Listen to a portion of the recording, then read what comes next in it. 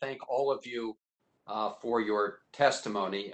Mr. Rothstein, in your book, The Color of Law, you point out that after decades of explicit segregationist policies, that so-called race-neutral policies can still continue the discriminatory impacts and effects. You've mentioned that the transportation falls into that category. And you mentioned it earlier this morning, but as you know, in Baltimore City residents spent significant time and planning to establish a red line, a Metro East-West line. $900 million was going to be made available by the federal government.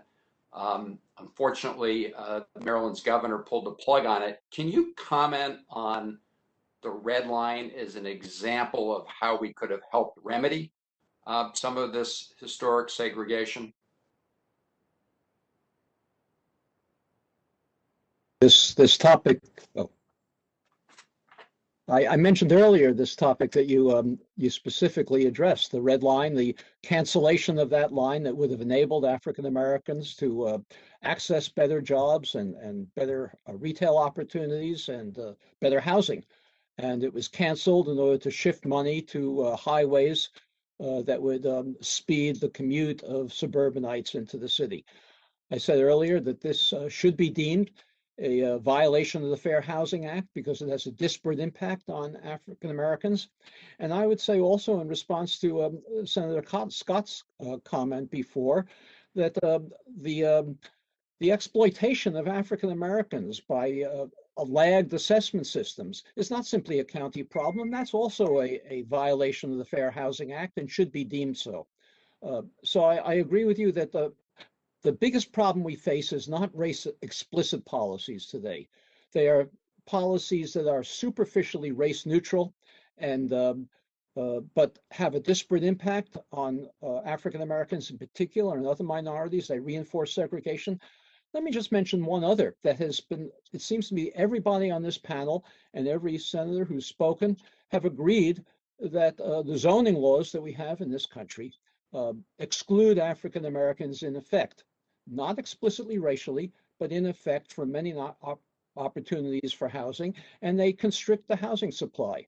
When Ben Carson was appointed Secretary of Housing and Urban Development by President Trump, the first thing he said he was going to do was withhold federal funds from communities that maintained exclusionary zoning laws. There's a lot of verbal laudatory statements about abolishing exclusionary zoning, but the people who support it somehow lose faith in it, and we never heard from that again. So I think if you're looking for a bipartisan approach to housing, one of the first things that you could address is zoning laws that have a disparate impact, race-neutral zoning laws that have a disparate impact on African Americans and other minorities. Opening up housing supply that would do would not solve the problems of segregation, but it's a necessary first step if we're going to address those problems. Well, I appreciate that. And I think, you know, in President Biden's American Jobs Plan, he does discuss these issues, both in terms of zoning, but also in terms of remedying the transportation policies, which, as you say, in many cases were race neutral on the surface, but had these impacts, and we're feeling them in Baltimore. You know, my dear friend, former Congressman Elijah Cummings, the red line was one of his goals, and it was a real tragedy to see that the plug pulled on that. We're going to look to see if we can somehow remedy that. Speaking of the Biden administration, I was pleased to see that today the Secretary of HUD announced that they are going to reinstate the Obama administration fair housing policy. That's an important step.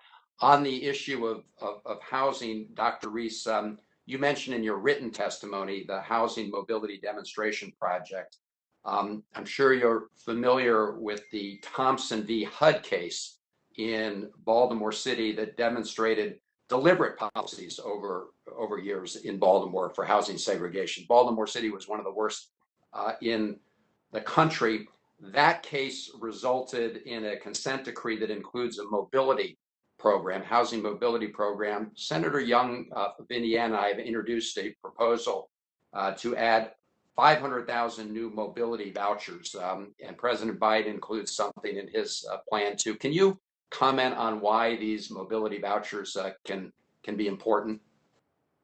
Yes, thank you, Senator. And I actually, with my time at the Kirwan Institute, worked on the design of the remedy in Thompson v. HUD. And as you've seen in Thompson v. HUD, families are prospering and thriving from being in healthier environments. This builds upon this extensive body of literature, most recently the work of Raj Chetty that shows just the profound economic benefits, particularly for kids, if we can get them into healthy homes and healthy neighborhoods. I would argue that right now, mobility programs are underfunded generally in comparison to other housing programs.